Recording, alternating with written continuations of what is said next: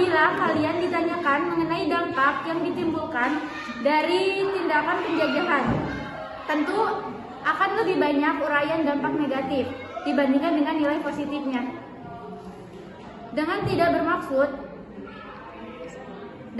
bermaksud menafikan kenyataan bahwa masa penjajahan Belanda juga tumpang menyurangkan rakyat.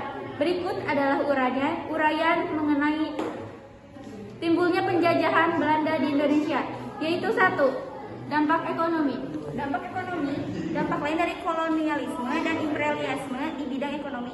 Monopoli dan penguasaan suatu daerah atau koloni oleh penjajah yang menimbulkan situasi yang tidak sehat dalam hal perdagangan perekonomian.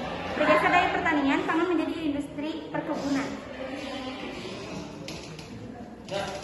Yang kedua ada urbanisasi dan pertumbuhan kota. Indonesia telah mengalami proses urbanisasi cepat dengan perbedaan karakter di setiap wilayahnya. Perbedaan tersebut juga tampak pada jenis dan sebaran kota-kota yang tumbuh dan berkembang di wilayahnya. Artikel ini ditujukan untuk menganalisis perbedaan proses urbanisasi yang terjadi antar wilayah di Indonesia melalui pemahaman terhadap perbedaan pertumbuhan kota-kota yang ada di setiap kawasan makro di Indonesia. Metode analisis yang digunakan adalah metode deskriptif dengan menggunakan hasil sensus penduduk tahun 2000 dan survei penduduk antar sensus atau SUPAS tahun 2015 yang dijelaskan dengan mempertimbangkan karakter dan sejarah pembangunan wilayahnya serta peran-peran yang dimiliki oleh kota-kota yang tumbuh dan berkembang. 3. Dampak sosial dan budaya. Pengaruh kolonialisme di bidang sosial adalah adanya penderitaan rakyat karena kerja paksa, kelaparan, pembagian sertifikasi sosial yang rasis. Sementara di bidang budaya, kolonialisme telah mempengaruhi gaya bahasa, berpakaian, makanan, hingga hilangnya tradisi lokal. Kesehatan dan higienitas. Di samping teknologi pemerintahan kolonial dan di samping teknologi, pemerintah kolonial pun mengeluarkan kebijakan dalam bidang kesehatan dan higienitas. Awalnya pelayanan kesehatan kolonial dan pada awal abad ke-20 memang sangat diskriminatif karena hanya sebagian kecil dari rakyat pribumi yang mendapatkan akses pelayanan kesehatan ini. Ketika bergulirnya politik etnis, fokus perhatian pemerintah kolonial Belanda berubah dengan bagaimana pelayanan kesehatan kolonial dapat dinikmati oleh masyarakat secara meluas. Apalagi pada saat itu wabah penyakit mulai menyebar.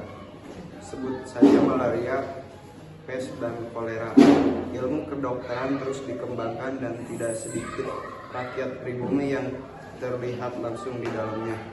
Pemerintah kolonial mengeluarkan kebijakan untuk memfasilitasi pendidikan bagi para tenaga medis melalui pelatihan bidan atau dukun bayi. Pendirian School of Leading Fund in this Arsen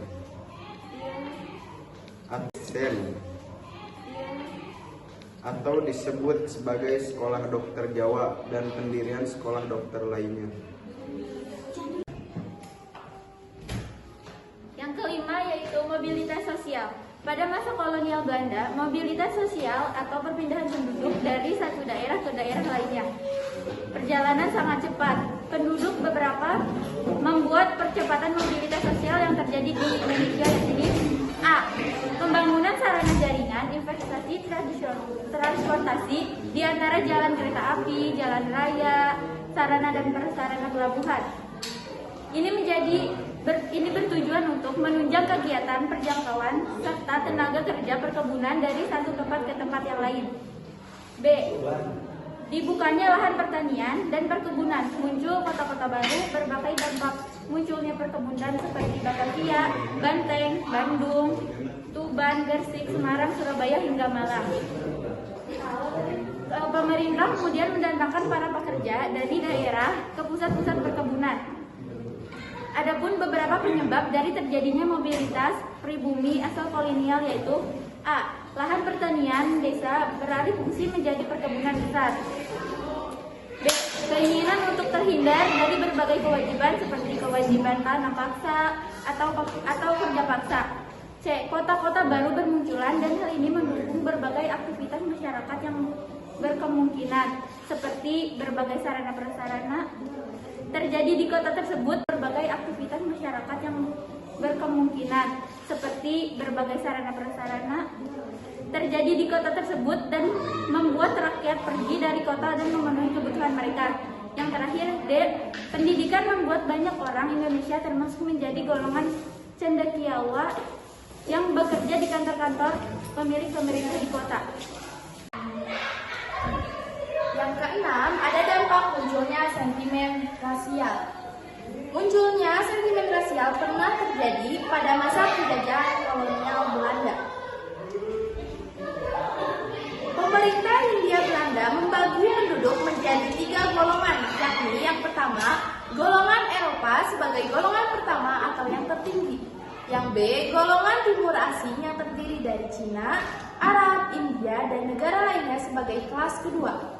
Yang ketiga, ada golongan pribumi sebagai kelas ketiga atau golongan terendah. Hal tersebut tentu memunculkan perasaan sentimen rasial di kalangan pribumi. Pembagian golongan ini mendorong suatu gerakan untuk melawan kebijakan rasial tersebut. Pada 13 Juli 1919, orang-orang Indo atau campuran Eropa pribumi atas prakarsa Karel Zalberg membentuk Indo-Europe Verbond atau IEV. IEV sendiri adalah golongan yang ingin menuntut hidup mereka dipermudah dan melawan sikap yang ingin menuntut hidup mereka dipermudah dan melawan sikap orang rasis dari orang-orang Belanda. Totok karena orang-orang Indo pun bisa dibilang hanya separuh beruntung mereka terkadang tidak diterima di kalangan pribumi dan ditolak oleh kalangan Belanda. Selanjutnya ada dampak politik. Dampak politik yang pertama, bupati dijadikan pegawai negeri dan digaji. Kedua, bupati dijadikan alat kekuasaan pemerintah kolonial. Setelah itu ada Pengaruh berikut adalah pengaruh Berikut adalah pengaruh kolonialisme terhadap pemerintahan kerajaan. Pemerintah kolonial ikut campur tangan dalam pemerintahan kerajaan. Kedudukan raja terikat oleh struktur pemerintahan kolonial. Pemerintahan dibentuk dengan sistem sentralisasi yang pusatnya di Batavia atau sekarang Jakarta. Sekian dari kelompok kami.